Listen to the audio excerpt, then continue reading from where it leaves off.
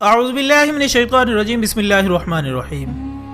نولی factory کے دوستو السلام علیکم۔ ناظرین اکرام، دیوار گریہ ایک ایسا نام ہے جو ہیکل سلیمانی کے ساتھ نہ لیا جائے تو یہودیوں کی تاریخ ادھوری سی لگتی ہے، اور یہ دیوار یہودی اور مسلمانوں دونوں کے لیے ہی مقدس مقام کی حیثیت رکھتی ہے۔ یہودی روایات کے مطابق اس کو حضرت داؤد علیہ السلام نے تعمیر کیا تھا، اور یہودی مذہب کے مطابق یہ دیوار مقدس معبد کی باقیات میں سے ہے، اور اسی لیے یہودیت کے مقدس مقامات میں سے ایک ہے۔ اس کے قریب ہی یہودیوں کا مقدس ترین کنیسہ ہے جس کو بنیادی پتھر کہا جاتا ہے۔ زیادہ تر یہودی ربیوں یعنی ان کے علماء کے مطابق اس مقدس پتھر کے اوپر کوئی یہودی پیر نہیں رکھ سکتا، اور جو ایسا کرتا ہے عذاب میں مبتلا ہو جاتا ہے۔ یہودیوں کے عقیدے کے مطابق یہ مقدس بنیادی پتھر دیوار گریہ کے بالکل مخالف سمت میں واقع القاص آبشار کے نزدیک ہے، اور موجودہ دیوار گریہ اسی دیوار کی بنیادوں پر قائم کی گئی تھی جس کی تاریخ ہیکل سلیمانی سے جا ملتی ہے، اور مسلمان اس کو مقدس اس لیے سمجھتے ہیں کیونکہ اس کا تعلق معراج النبی صلی اللہ علیہ وآلہ وسلم سے بتایا جاتا ہے،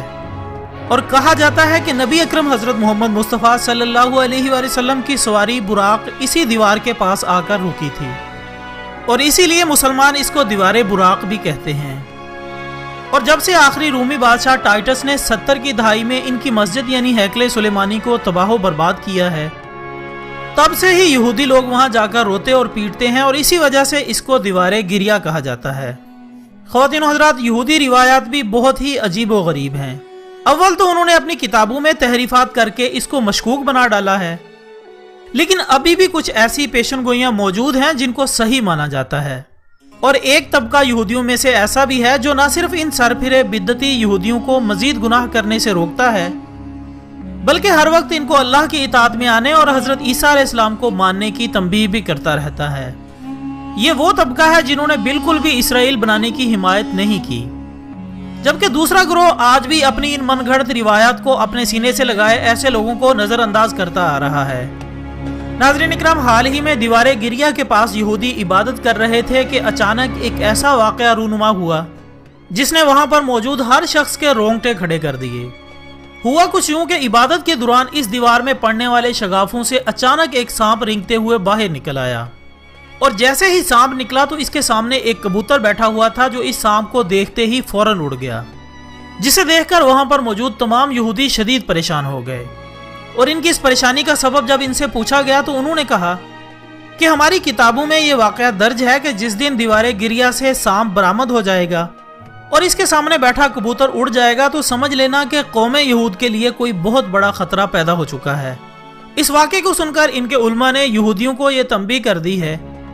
کہ یہودیوں کی کتابوں میں یہود کو کبوتر اور فاختہ جیسے ناموں سے پکارا جائے،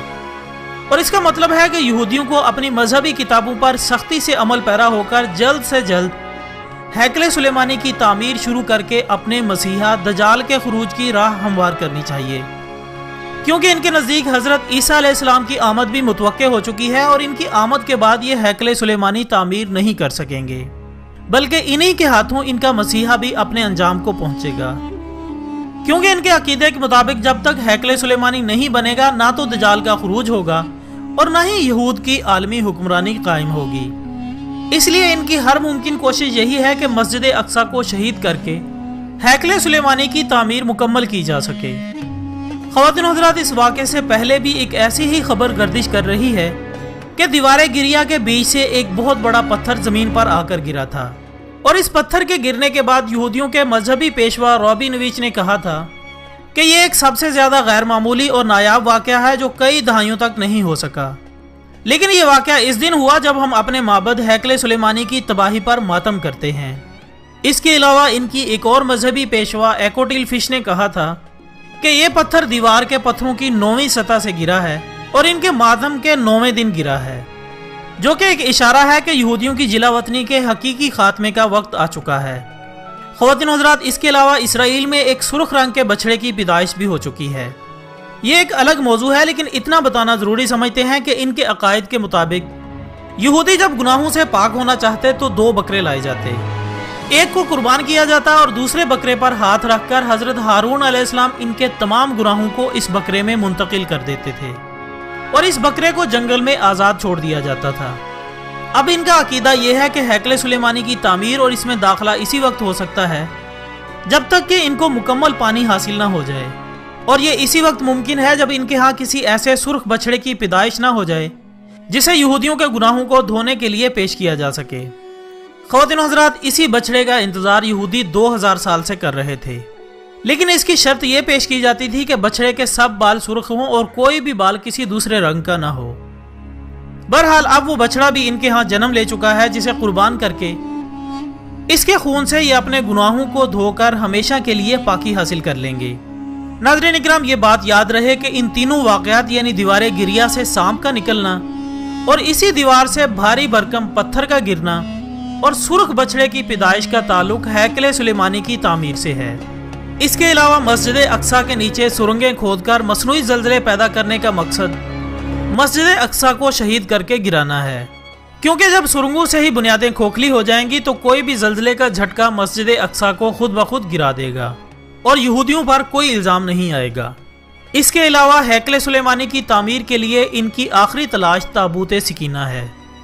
जिसे बख्त नसर ने यहूदियों पर हमला करके कहीं गुम कर दिया था ताकि हैकल की तामीर का आखिरी मकसद पूरा हो। लेकिन नाज़रीन इकराम, होगा क्या ये तो सिर्फ अल्लाह ही जानता है। हमारी दुआ है कि अल्लाह इनको इनके इन लानती इरादों में नाकाम करे और हमारा खात्मा बिल ईमान फरमाए। वीडियो पसंद आने की सूरत में इसे लाइक करके हमारी हौसला अफजाई करें और इसे फेसबुक और व्हाट्सएप पर अपने दूसरे दोस्तों के साथ भी ज़रूर शेयर करें। हम कल इंशाल्लाह मिलते हैं एक नई वीडियो के साथ। तब तक के लिए इजाज़त दीजिएगा। अपना दोस्तों, रिश्तेदारों और गिरदोनवा के तमाम लोगों का बहुत ख्याल रखिएगा। अल्लाह हाफिज़।